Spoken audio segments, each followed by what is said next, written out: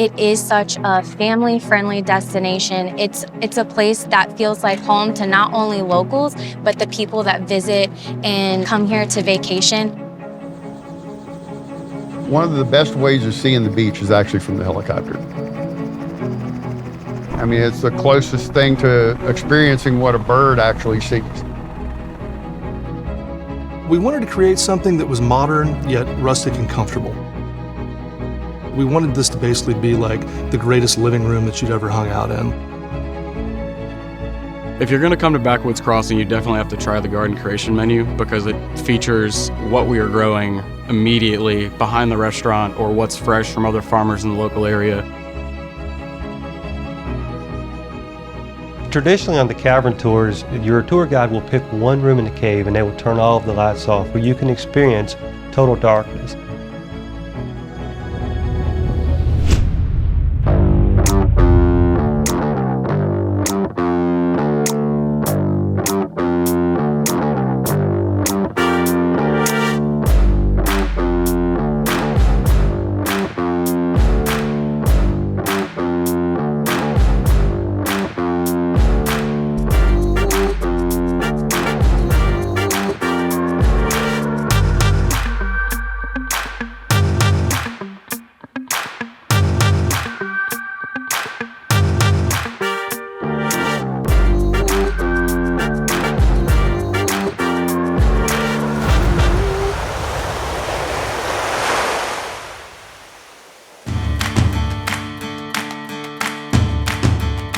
If you're seeking something unique, look no further than Florida's capital.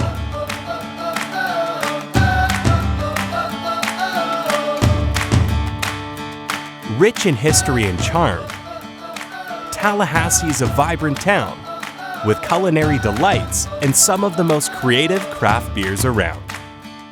A place that will put a smile on your face and welcome you with open arms. On this episode of Wanderlust, Florida, we indulge in some of Tallahassee's warmest hospitality. Then hit the road along Florida's scenic northwest coast to experience breathtaking adventures in Panama City Beach.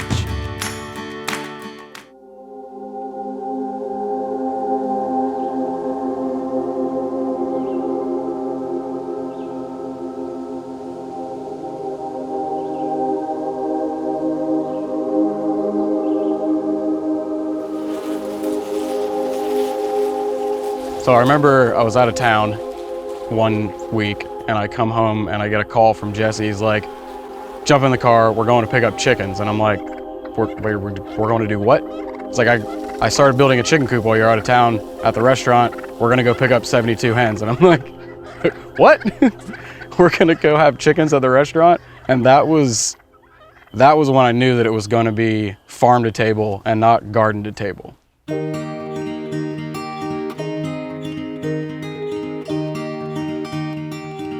What ignited my passion for food was just watching how passionate my brother had grown operating the first two restaurants before I got into Backwoods Crossing with him. And then I remember just like buying the property and being like, okay, this is really happening. And then we like started planting the garden and I just like watched a pepper plant grow from a seed and then start producing peppers. And it was just like, that's crazy. That's where everything comes from that we eat is from the earth.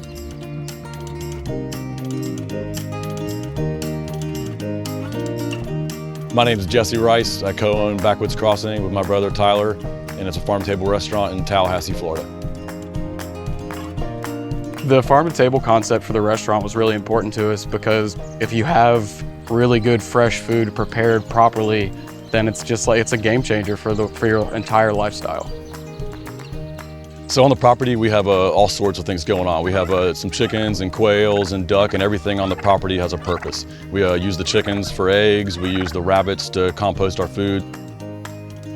We have carrots, we have persimmons, we have olive trees, we have asparagus, we have the eggplant, we have 3 different varieties of eggplant or more. We have corn, we have just so many things here, and it's just like, it's amazing. And it's a lot of things that you can't find in grocery stores because we try to go for the heirloom varieties before, so that people know that it's even out there.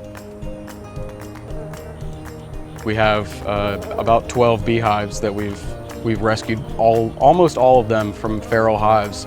So we'll get on social media and just people will post, hey, I've got bees stuck in a tree by my house, someone come get them, and we'll go throw our bee suits on and pull them out of the tree and bring them here. We like to call it a southern spin on fine dining. So you have that like fine dining flair with the food itself, but not necessarily all of the extravagance of sitting down and having like super weighted on. It's like walking into a family home with really, really good food on the table. If you're gonna come to Backwoods Crossing, you definitely have to try the garden creation menu because it features what we are growing immediately behind the restaurant or what's fresh from other farmers in the local area, what we just got out of the sea with our fishing company. It's fresh, it's creative, it's brand new, and all of our chefs in the restaurant are working together as a team to bring that menu to life every week.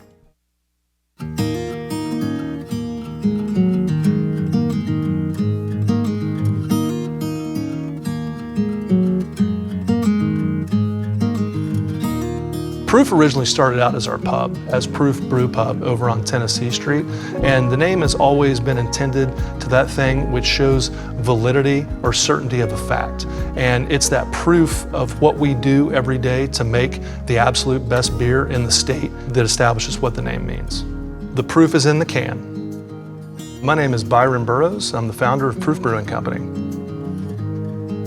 My wife and I started Proof originally as craft beer retailers. At one point, we had the largest craft beer selection in all of Florida. We soon realized that the important thing to do was to support Florida craft beer because that industry had just started out.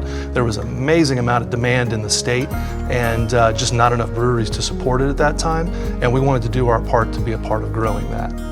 We wanted to create something that was modern, yet rustic and comfortable. So that we wanted this to basically be like the greatest living room that you'd ever hung out in. Like not only was it nice and comfortable and modern and the aesthetic was beautiful, but it was also relaxed, come as you are, and you could sit here and conversate and enjoy our beers in a very relaxed and accommodating atmosphere. We have a wide-ranging variety of beers, of ales and lagers. We specialize in everything from barrel-aged stouts to the hoppier styles. We feel it's very important to put out a wide variety of beer to really showcase the talents of our brew staff.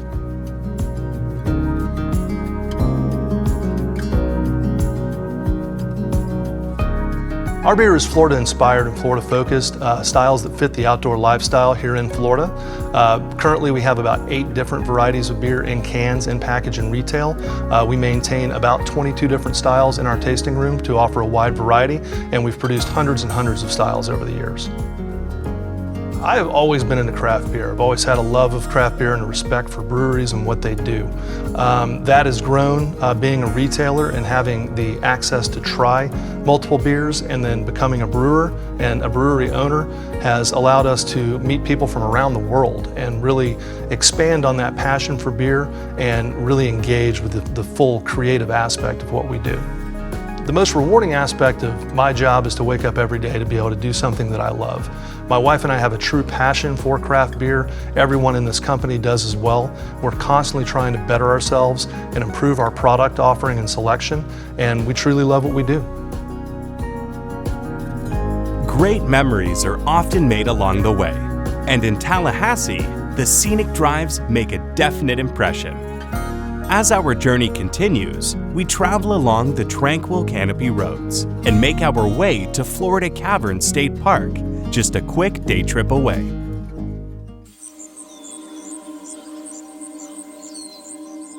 Traditionally on the cavern tours, your tour guide will pick one room in the cave and they will turn all of the lights off where you can experience total darkness.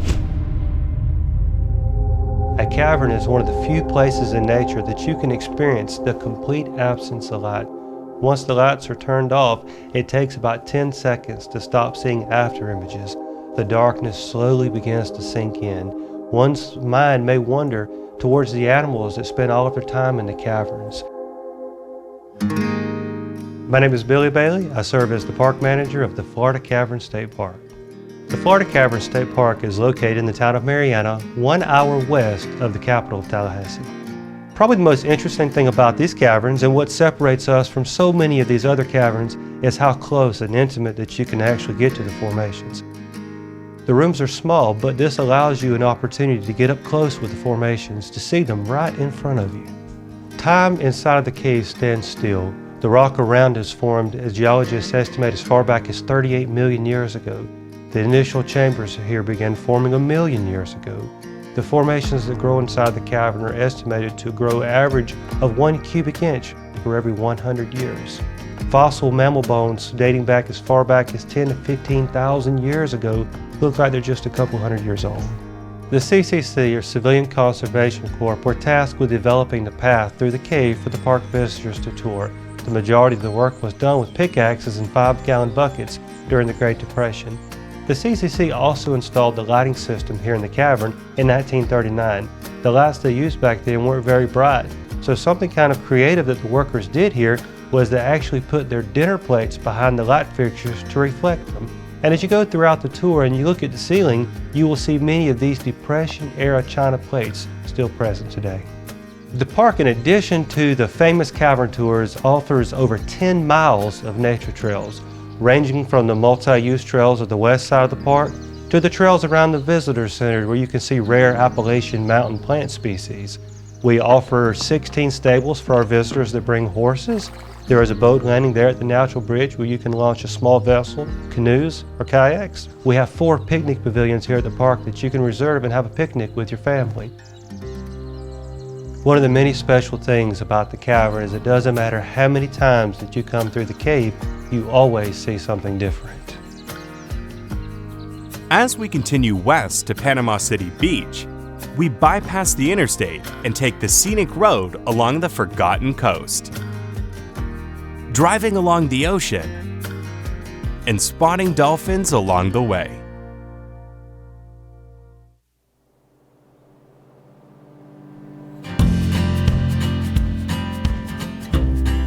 My name is Lacey Rudd, and I was born and raised in Panama City Beach. I have lived here my entire life. Getting to grow up on the beaches and enjoying everything that Panama City Beach has to offer, it's been a great way to grow up. We have 27 miles of pristine, sugar white, beautiful sand with emerald waters that are just breathtaking. If you are interested in visiting a beach town that is that quintessential small town feeling, Panama City Beach is the place to go. There are so many water-based activities in Panama City Beach, whether you're on a kayak, a paddleboard, a pontoon boat, a jet ski. We're also the diving capital of the South, so if you're interested in checking out one of our mini wrecks, diving wrecks, this is the perfect place to come. We have great artificial reefs where you can get underwater, see lots of fish. Panama City Beach has the largest population of bottlenose dolphins. So anytime you're out on the water or even eating at a beachfront restaurant, you are more than likely going to see a dolphin. I always like to tell people, you don't interact with them, let them interact with you, and they will, because they're very curious and friendly. It's always really fun when you're out on the boat and you see a pod swim by, and most of the time they'll put on a little show for you and jump out of the water. St. Andrew State Park and Shell Island are both located in Panama City Beach. They are the most eastern point of Panama City Beach. Shell Island is a 7-mile-long, undeveloped barrier island in Panama City Beach. It is Florida's nature in its purest form. It is only accessible by water transportation, so we have taxi shuttles that will bring you over by boat. You can kayak, paddleboard, if you have a jet ski or your own boat. That's what makes it so unique, is that it's very special to Panama City Beach and like a hidden gem for locals. I'm so proud to live in Panama City Beach because it is such a family-friendly destination. It's a place that feels like home to not only locals, but the people that visit and come here to vacation. It's just a place, a home away from home for them. I'm really, really proud of that we're that destination that people keep coming back to because we just welcome them with open arms.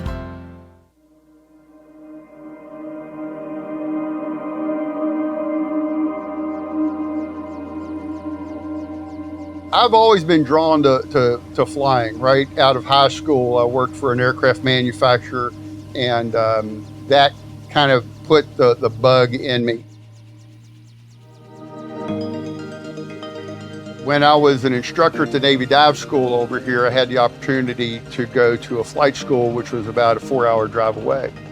Got my private helicopter license, and then transferred out, went to Japan for a year, finished up flying airplanes over there, got my airplane license, and that's when this place came up for sale right as I was getting ready to retire from the Navy, and we bought the business, and it just turned out to be just a godsend for us. This area is just absolutely beautiful.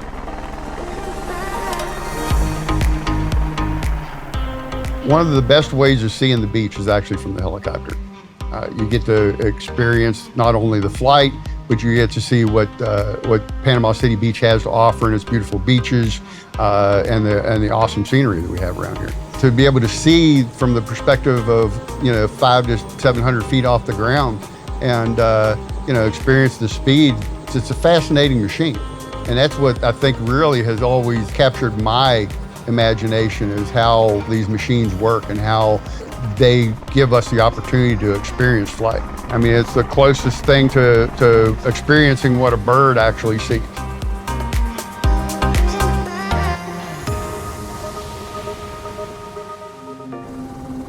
One of the most interesting things that you can actually see from the helicopter, the sunset. And we have this little trick that we do with the helicopter with the sunset. And when we have a clear horizon, you'll see the sun actually dropping below the horizon on the water.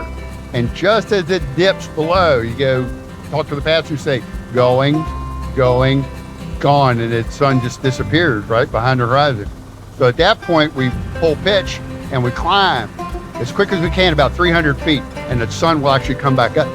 So we can actually see 3 sunsets in a day. So when they get on the ground, they're just like, that's awesome. That's the most incredible thing. It's a very unique experience. I mean, where else are you gonna be able to experience something like this, especially being able to fly along the beautiful beaches that we have here? If I could do this just as a job and it wasn't as successful as it is, I would still want to do it.